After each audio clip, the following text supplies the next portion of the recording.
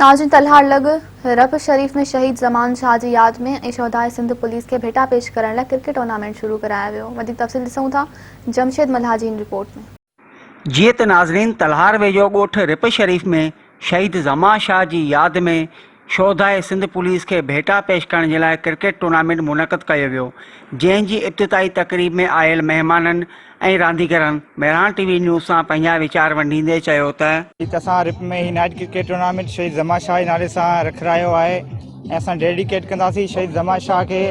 ऐं जेके बि शोधा आहिनि डिस्ट्रिक्ट बदीन जा, ऑल ओवर सिंध पुलिस जा, असां उन्हनि सभिनी खे डेडिकेट करियूं पिया। ऐं हिन टूर्नामेंट में असां कैश प्राइज़ जेका विनरअप जी रखी आहे 50,000 रुपया रखी आहे। ऐं इन खां अलावा असांजे टूर्नामेंट में टोटल 16 टीमुनि हिसो वरितो आहे। ऐं असांजे टूर्नामेंट में बदीन डिस्ट्रिक्ट जा गेस्ट प्लेयर बि अलो कया आहिनि।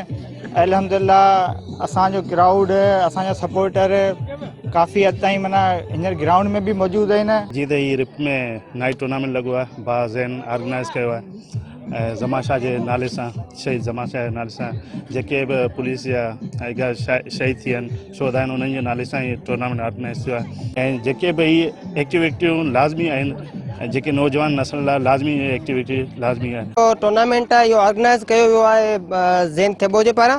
ऐं हीअ टूर्नामेंट जेको सो बदीन डिस्ट्रिक्ट जी मतिलबु तहत आहे, उनखां ॿाहिरियों प्लेयर हलो न आहे।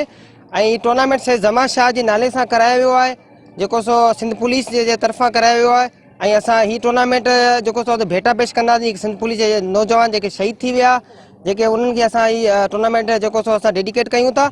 ऐं बहितरीन टूर्नामेंट जेका बहितरीन लाइटिंग आहे, रिप में पहिरियों दफ़ा असां ॾिठो आहे अहिड़ो टूर्नामेंट ऑर्गेनाइज़ कयो आहे बदीन डिस्ट्रिक्ट जे तरफ़ सां।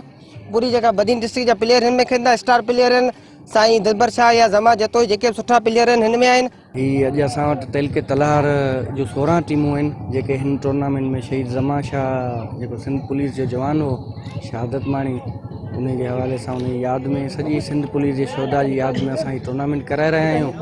ऐं असां हीअ सॼो जेको टूर्नामेंट आहे उहो पंहिंजी मदद पाण त कराए रहिया आहियूं। गवर्नमेंट जी असांखे का बि सरपरस्ती में हासिलु न आहे।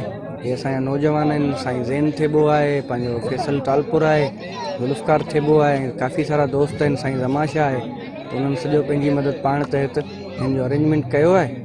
ऐं उनखां अलावा अहिड़ियूं सरगर्मियूं। कैमरामैन ज़फ़र अली चांडियो सां गॾु जमशेद अली मला, मेहरान टीवी न्यूज़ तलहार।